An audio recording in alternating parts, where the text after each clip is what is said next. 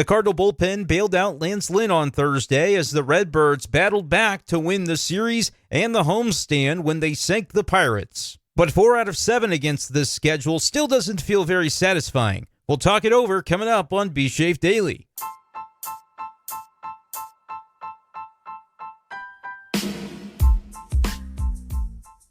What's going on, everyone, and welcome in to this edition of B-Schaeff Daily. Brenden Schaeffer here with you, evening hours of Thursday, June 13th, 2024. Cardinals get the win today over the Pirates. 4-3, Cardinals getting the victory on Thursday afternoon at Busch Stadium.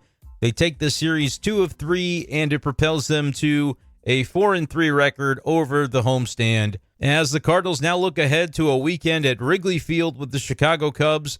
And while it would have been very possible for these Cardinals to be sitting in last place in the NL Central at the conclusion of this Pittsburgh series, instead they're in second.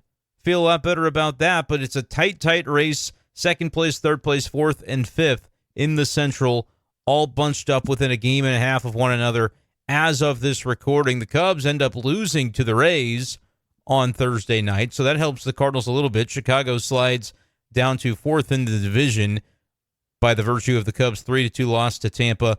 So they're 3 games under 500. The Cardinals are just a game below the 500 mark. Reds are 2 down, and the Pirates now 4 below. So there's a little bit of distance between each team, but just a half game separating one spot to the next across that NL Central. And then, of course, you've got the Brewers way up there still at 6.5 games clear of the Cardinals with a 40-28 record. Coming up tonight on B-Schaeff Daily, we'll talk about the game. The performance by Lynn, which once again was simply not good enough. He has struggled recently. He has not been the innings eater the Cardinals have been looking for him to be. But once again, the Cardinals get away with it. It's happened now 3 times in a row that Lynn has failed to get through 5 innings, and yet the Cardinals have won all 3 of those starts. So it's not one of those issues that has really come to a head yet, but it's the bullpen that you have to thank for the win on Thursday, as the Cardinals relief corps covered 4 2/3 innings of scoreless baseball. We'll talk about how they did that, how things didn't exactly start off on the right foot when John King came into the game with the bases loaded trying to spell Lynn, but he was able to quickly recover, and from there it was smooth sailing as they just waited for the offense to do its job. And, well, once again, the Cardinal bats didn't do all too much in this game, but they got just enough. We'll talk about who came through, including Brendan Donovan with the go-ahead swing that allowed the Cardinals to cement this 4-3 victory. And we also had a first-time Major League win in this game that we get to talk about, as well as the first save of the season by one Cardinal reliever not named Ryan Helsley. So we'll get into all that coming up on B-Schaeff Daily. Appreciate you guys for joining me. I wanted to, right off the top, make sure that I mentioned this because it's something that I really do appreciate, and it's something that I've forgotten to really harp on as much in recent days, so I'm going to make sure to do it now. The channel memberships are live for the Brenden Schaeffer St. Louis Cardinals Writer channel, and we've got 17 members, and I want to shout out Jared for joining just a few days ago. We've got Miles, Brock, Hunter, Connor, Rena, Jared H. We got 2 Jareds in there now. Austin, Andrew, Brett, Ken, Dominic, Jen, Scotty, Darren, Justin, and Damian, all on the B-Schaeff Daily Gang membership for the channel. You get a special badge when you comment. You get some free super chats in the live stream, a few other perks and goodies. I really am setting up the Discord soon, Connor. He continues to remind me about that, and I'm going to have the Discord as well. So if you want to support the channel in that way, check out the link. It's in the description to this video below. If not, no big deal, but do want to continue to bring that up so people are aware that it is a way you can support my work here on the channel. Let's go ahead, though, and start talking some Cardinals baseball. How did y'all feel about Lynn this afternoon? Because as he described it, it was another decent outing that he just basically left on the table by not being able to get through the 5th inning. His post games are usually not a whole lot to listen to. He gives some kind of short answers. We're familiar with Lynn. Here's what he had to say about it post game. This audio courtesy of Bally Sports Midwest. Left another decent outing on the table by not getting through the 5th, but bullpen picked me up like they've been doing all year, and offense was able to scrap through, and it was a good series win. A little bit of extra velo today, some intensity from you? No, it's there when I need it. How much did you want to stay in that game and try to fight through that inning? A lot. But with the 2 walks to 7 and 9, you can't blame anybody for taking me out there. Alex said just now in the postgame that if he could do it again, he might have left you through there unless you fight through it. Is that, the at-bat with Cruz, I guess, is that matchup a situation where you can kind of see it happen either way? Yeah, I've only faced him twice ever, so there's not enough there to tell you one way or the other. And, King's been throwing the ball well, and, it was just he was able to put a good swing on a pitch, and but he was able to get the double play ball the next time we won the game. So all in all, it was good. So there was the best stuff from Lance Lynn's post game. Again, you got to ask some real good questions to get much out of him. And his thoughts on it were today, he didn't have a huge problem with Ollie Marmol taking him out of the game in the middle of that 5th inning. And as he said, look, when you walk number 7 and number 9 in an inning, you kind of have to take what's coming to you. And you can't be too upset about being removed from that game, as though, now you should be upset about it. You should be upset that you weren't able to execute. But, Lance Lynn's been around a long time. He's not going to overreact or underreact to any one moment in a game or in a season. But that really was the part of the outing that kind of came unglued for him, is that 5th inning. And it's been a bit of a trend, as I mentioned. That's 3 starts in a row where he has not been able to navigate through 5 innings. And if the Cardinals hadn't been victorious in all 3 of those games, I think we'd be looking at Lance Lynn and the way his season is going a lot differently right now, right? Like, there's also been, you can look at the ERA and say, well, it's not too bad.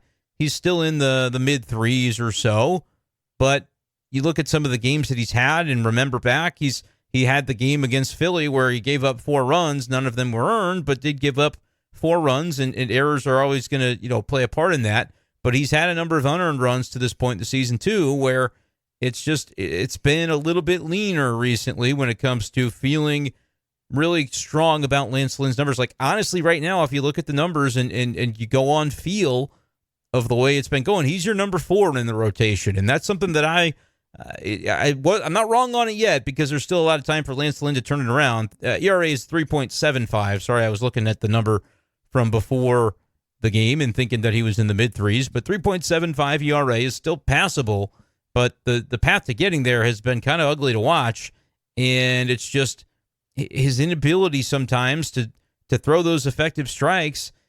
It works his pitch count up a lot higher than you want. He had 3 walks in the game, and 2 of those walks coming in the 5th inning, as we alluded to, where you'd think that would be a spot to be able to kind of ice through it when you got the bottom of the order coming around.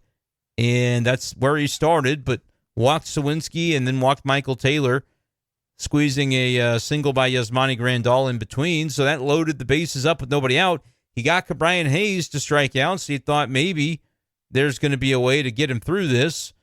But the base hit to Brian Reynolds was all she wrote for Lance Lynn, as with 1 out in the inning, Ollie Marmol decides to go with John King for the at-bat against the left-handed hitting O'Neal Cruz, and he rips a base hit that ties the game 3-3. To the credit of John King, he gets the ground ball double play with the next batter in order to keep the damage limited to just a 3-3 tie instead of the Cardinals actually trailing in the inning.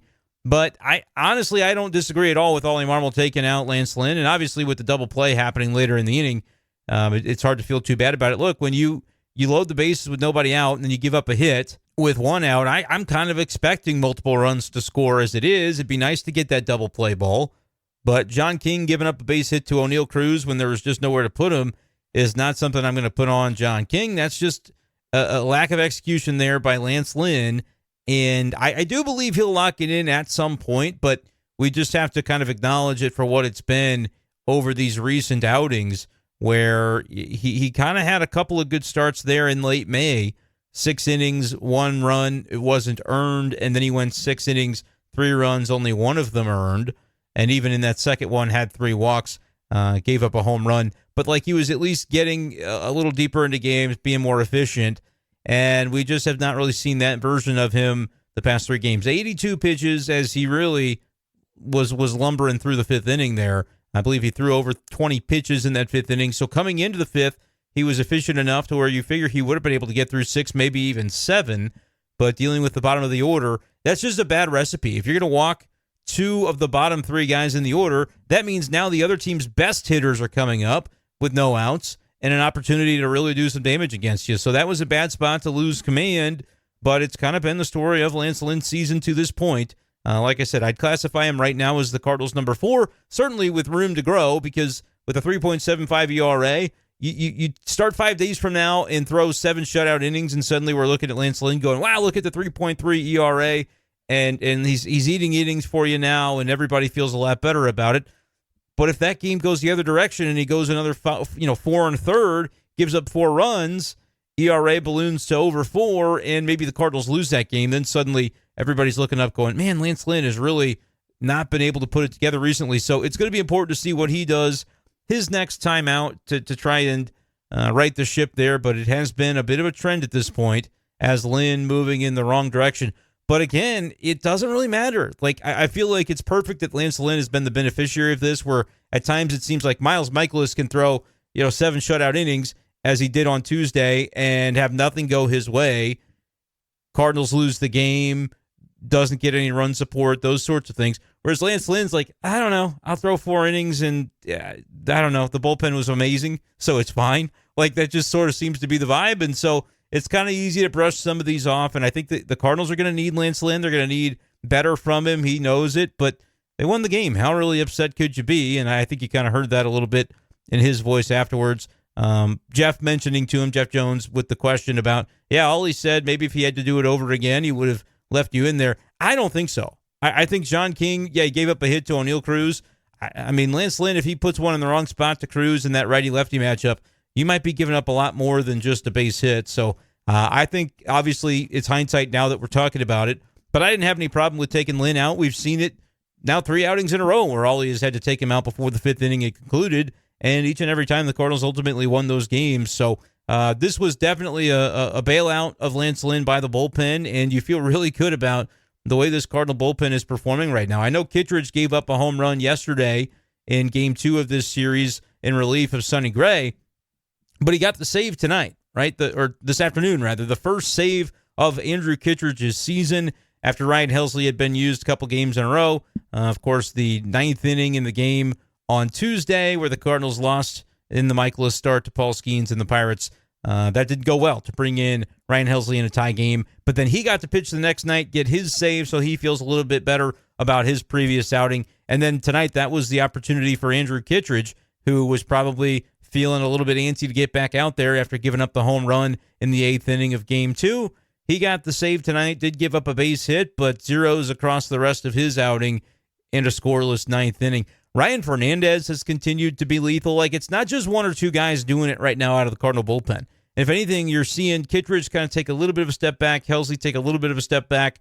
Those guys still, I think, are going to be reliable long-term. Jojo Romero has gotten touched up here and there. But now it's like everybody else suddenly, you're feeling really strong about the bulk of this pen. John King, of course, the rescue job from Lance Lynn coming in, getting the double play ball there in the 5th inning to end it. He did allow 2 of those inherited runners to score on the hit to Cruz, but those things are going to happen. John King with a 1.57 ERA now on the season. He had a walk, had a strikeout, gave up a hit, but recorded 4 outs and 4 big ones for the Cardinals. Chris Roycroft came into the game in relief of King, finished off one of his inning and start the next one. Like, that's just sort of the way that Ollie Marmol had to manage this game. When you have a starter not get through 5, sometimes you're going to have to get a little bit creative with it. And so Roycroft can pick up the final out of the 6th inning. He can come back out for the 7th. And then after he had faced 3 batters, did give up 1 base hit, you go to Matthew Liberatore because the matchups dictated. He gets you a couple of outs, and then it was Fernandez for the hold, Kittredge for the save, as the Cardinals were able to get through 4 2/3 innings of scoreless baseball by the bullpen. Again, King did give up a hit and a couple of runs there, but they weren't charged to him. They were inherited, and those are charged to Lance Lynn, who finishes the day 4 1/3, 4 hits, 3 runs, all earned, 3 walks, did strike out 5. So we have seen the swing and miss stuff from Lance Lynn. Now it's just about the consistency and not running into that 1 inning that ends up tanking his outing. He said it as well as I could that it's another decent outing left on the table because he was not able to get through that 5th inning. And that's been a bugaboo for a number of Cardinals starters at times this year. We know that Sonny Gray has even had his issues in that dastardly 5th inning. But how do you feel about the Cardinal pen right now when you see guys like King, Roycroft, Liberatore, Fernandez, and Kittredge end up getting the job done for more than half the game today, scoreless? I mean, that, with the way the Cardinal offense is going right now, which is to say not very well, they were 2 for 8 with RISP today, but Again, just not a whole lot going on. You had homers by Donovan, which was the key one late in order to put the Cardinals back ahead in the bottom of the sixth and set the table for a 7-8-9 that doesn't look quite like it usually does with Kittredge, Romero, and Helsley. JoJo wasn't used today. Helsley wasn't used. And the only other guy in the pen that was not used was Kyle Leahy. And we'll talk about, maybe before we get out of here, how his spot could be up for grabs a little bit and through no fault of his own. But let me know what you guys thought of the bullpen, not only tonight, but throughout the series, how it's not just the triumvirate right now that's getting it done. Others are stepping up in major ways. Let's go ahead and talk about the Leahy thing since I teased it. The report from earlier today at Busch Stadium, Giovanny Gallegos will throw Friday in a rehab game with Springfield, 1 inning, and potentially his last rehab assignment before the Cardinals decide to possibly activate him from the injured list, as he's pitched a number of times down there between Memphis and Springfield. It's been since May 31st that he has been seeing opportunities, and that kind of makes sense that it's a longer stint, and I think you get up to 20 days before they have to make a decision. But pitched with Memphis on the 31st of May, rather, that was a scoreless inning. On June 4th, like they give him a couple of days to recover, is when he gave up a couple of home runs. On June 6th, he gave up a home run and then was better on June the 8th. And then on June 11th, he was facing double-A hitters now, as he will be on Friday. Inning in a third, 1 hit allowed, couple of walks, though. Did have a strikeout, but it hasn't been great for Gio. I mean, you're facing double-A guys. He didn't give up any runs, but 2 walks and a hit in inning in third.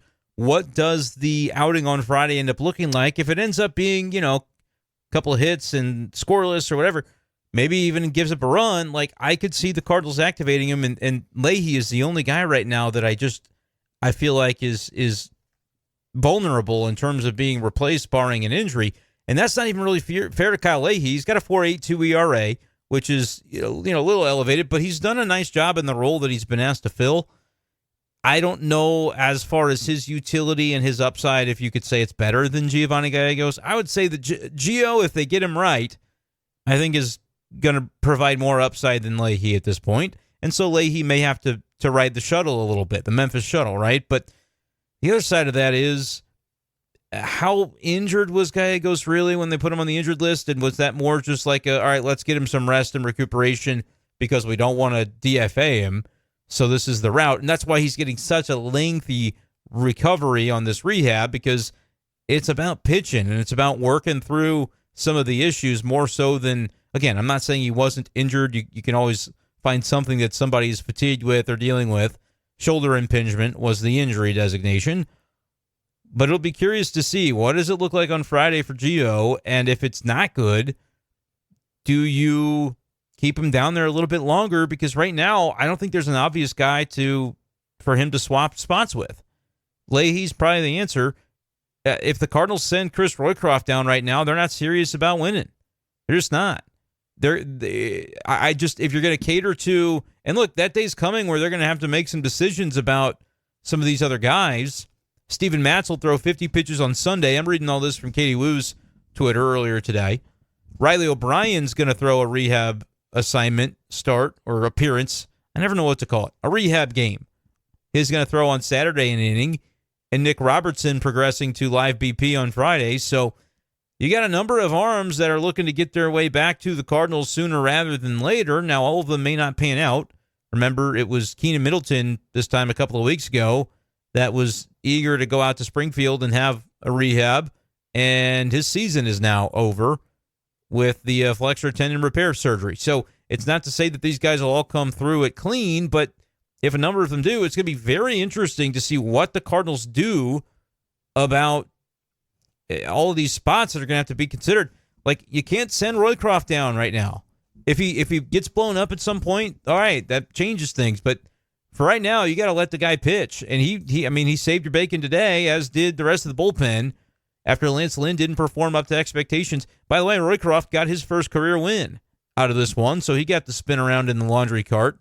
Was not too talkative in the post game that I saw from him. We won't play any audio, but you can go check it out on the Bally Sports Twitter feed.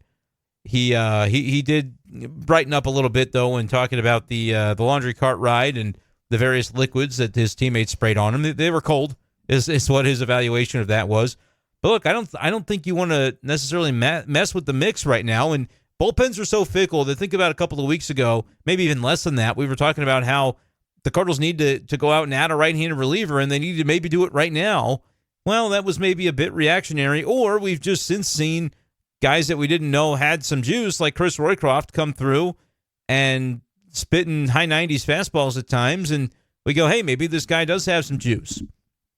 And John King's been stellar. Matthew Liberatore, man, ever since they moved Libby back to the bullpen, he's been really good. And it's not even like we should be surprised by that, because he was really good in the bullpen before he had the little odyssey as a starter. But I want to check if I can isolate just his numbers in relief. I can't, because Baseball Reference hasn't had him updated yet. But he had 5 2/3 innings of scoreless baseball prior to the game today, ever since going back to the bullpen. And he recorded a couple of more outs with no hits, walks, or runs allowed. So he's now up to 6 1/3 scoreless since rejoining the bullpen. Prior to today, batters were hitting 0.56 against him in that span, which is now up to 7 games. Guys are hitting 0.50 against him back in the bullpen. And it's just one single, I think, that he's given up among all the batters that he's faced. So Liberatore's been awesome. Yeah, I'm not really trying to mess with this bullpen right now. It came through clutch for the Cardinals in this game, and really it's been that way for a number of days, outside of some blips here and there, like the loss to the Rockies last Saturday was a bummer. And you've seen Kittredge have a couple spots where they've gotten to him. And Helsley, he gave it up in the tie game on Tuesday, but largely it's been impressive. And those guys are going to be okay. Like, you don't spend too much time fretting about Ryan Helsley finding it back. If you do, I think you got too much time on your hands. And maybe he'll struggle at some point. But I just feel like Ryan Helsley is about as consistent as you're going to find, and he's working through the fastball command a little bit right now. But the fact that the other guys, the other 5 that are not part of that triumvirate, are the ones that are really kind of carrying the load right now, it's just, that's not normal. That's not typical to have that level of confidence in. Like right now, I think Ollie Marmol does. That might change in a week, might change in a day. A weekend at Wrigley can do that to you. But to be able to have the type of confidence in each of these guys to be handling their role and doing so effectively has got to be very refreshing for Ollie Marmol managing this bullpen right now. Cardinals at the 13th bullpen ERA in baseball at 3.69, so that's not totally as good as maybe you think with the way that we're raving about it, but it's more just recently when it comes to the non-triumvirate guys, because each of those have had a blip over the past couple of weeks, at least one, which I think is partially contributing to that bullpen ERA. But I bet if you isolated the rest of the guys over the past week and a half, maybe 2 weeks, that group has been nails. So you feel pretty good about that. At least I do. And I'm watching this Cardinal team perform. Really nice to see. And they're locked down from the left side, and they're even starting to get a little bit more comfortable with some of the righties that they are infusing into the situation here. So let me know if you see it the same way, Cardinals fans, with your comment below, and how you're feeling about Giovanny Gallegos. Potentially, he pitches Friday, and it goes decently enough. I think he's back on this roster sooner rather than later. Maybe even meets the team in Chicago and could maybe pitch as early as Sunday. We'll see the way the Cardinals want to handle that, but that's the word from Busch Stadium from earlier today that reporters were sharing that could be the last one before the Cardinals look to activate Giovanny Gallegos, which again, if he wasn't that hurt, if he was just struggling, has lost it, then you probably don't feel as good about the idea that he would come back and replace one of the guys in the bullpen that has been doing a solid enough job. But this is going to be one of those decisions the Cardinals have, and potentially the first of many, as a number of those guys like Riley O'Brien and Nick Robertson try to make their way back too. I think getting Riley back would be a lot of fun. I just don't know exactly who you take out right now for him, because you remember his first outing, the nerves were obvious in that game against LA, but the stuff was also obvious too. It's got electric stuff. He's also dealing with the injury though, so that might be why the command was off a little bit. That was the only game that he ended up pitching this season so far. So we'll see what happens on that front. Other news from today, Arenado, x-rays came back negative, bone bruise on his hand. He got hit by the pitch, and the umpire called him down on strikes, so he was not happy about that. Argued a bit with the home plate umpire there, but ultimately he ends up coming out of that hopefully unscathed. Maybe he could miss a game though. We'll see what it ends up looking like on Friday, because the Cardinals do play that afternoon game time in Chicago. Wrigley Field, that first series at Wrigley of the year is here. This is one that I will not be covering in person, although when the Cardinals go to Wrigley in August, my plan is to go up and cover at least hopefully 3 of the 4 games of that series. It's a little bit difficult to get that many days because I don't think my wife and son are going to be coming with me. So we'll see what I can end up drumming up for that one, but we'll not be there this weekend. Should be a great weekend, though. I'm assuming great weather because it always seems like those June series, anytime late May, early to mid-June at Wrigley before it gets real hot up in Chicago, which is going to be a scorcher here this week in St. Louis, so maybe I'm wrong. Maybe that heat wave will matriculate up the I-55 corridor and get them too, but I bet it's going to be a great weekend. Father's Day weekend at Wrigley, kind of tough to beat. I just could not pull it off this year. Would have been a lot of fun to do, but just wasn't going to happen. Friday is going to be Kyle Gibson against Jordan Wicks going for the Chicago Cubs. That's a pitching matchup that I'm going to go ahead and say leans the Cardinals' direction. Wicks has a 4.44 ERA so far this year, and we know that Kyle Gibson has been very, very solid for St. Louis. He's at 3.76, and I would consider him to be the number 2 in the Cardinal rotation right now. Cardinals will not miss Shota Imanaga this time, as he will go for the Cubs on Saturday. Remember, they reworked their rotation because of the rainout that happened in St. Louis, and ultimately Cardinals didn't face him. They did manage him pretty well when they faced him out in Mesa, Arizona, end of spring training before the season. So we'll see how they do this time against the rookie phenom. He's 6-1 with a 1.96 ERA. Yeah, we're going to give the Cubs the advantage on Saturday on the pitching matchup as Palante goes for the Cardinals 2-2 with a 4.88. Cardinals need the wind to be blowing in that day. Granted, though, if Palante can keep it on the ground, it just seems like Palante and Wrigley, that's a little bit of a scary one, because if he's walking guys and if he's getting that crowd charged up, we'll see. He's had 2 scoreless outings. He's had one really rough one. The rough one was on the road in Houston. I imagine it'll be Pages catching Palante because that's what's worked so far for him, but we'll see what the Cardinals do there. And obviously Wilson Contreras is fast on the comeback trail, and he did say it would be June, not July. Well, he said it wouldn't be July, which we're to infer he's not talking August, so June. And he's been ramping up, but he's not going to be ready by this weekend series against his former team, which is kind of a bummer. That would have been fun to see him take on the Cubs again, because I guarantee you he would have come up with big hits, just like he did last year against the Northsiders. But we'll have to wait for later in the season to have that happen. And then it's another day game, all 3 day games on this weekend series. 12:05 start on Sunday. I do believe that's the Roku game. I know that's weird for people. If you have MLB TV, I don't think it works for you guys, but Roku game, whatever that is, I think you can get the app. I think it's all free, but not Bally Sports, so just be advised that that's going on. 12:05 Sunday. Miles Michaelis back his turn once again, taking on Jameson Taillon. And look, Taillon's got better numbers. Michaelis has a high 4s ERA. Taillon's at 3.09. But Michaelis is coming off the outing that he had of 7 shutout at Busch. Carried the no-hitter pretty deep into that game. I'm going to say probably Cubs advantage on that, but I'm not worried about Michaelis or dreading that if I'm a Cardinal fan, because he's got 9 starts in a row where 8 of the 9 he's been really, really solid at minimum, and then one blow up, but it's been a while since that blow up. So interesting weekend series. Let me know in the comments what you think the outcome of the series is going to be. I will tentatively predict, you know what? No, I won't. I was going to go 2 of 3 Cardinals. I think they do lose 2 of these games. I think they lose the Palante game just because I think Shota is going to shut him down. And Palante, he could go 5 innings, 3 runs, but you lose a game there, 4-1, 5-1.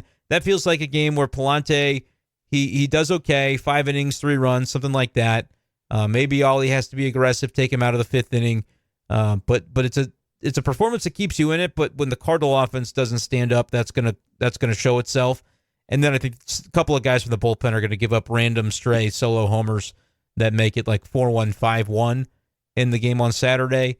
Gibson, though, I think you can win the Gibson game. And then it's like if you start the series with a win, shouldn't be that hard to win the series.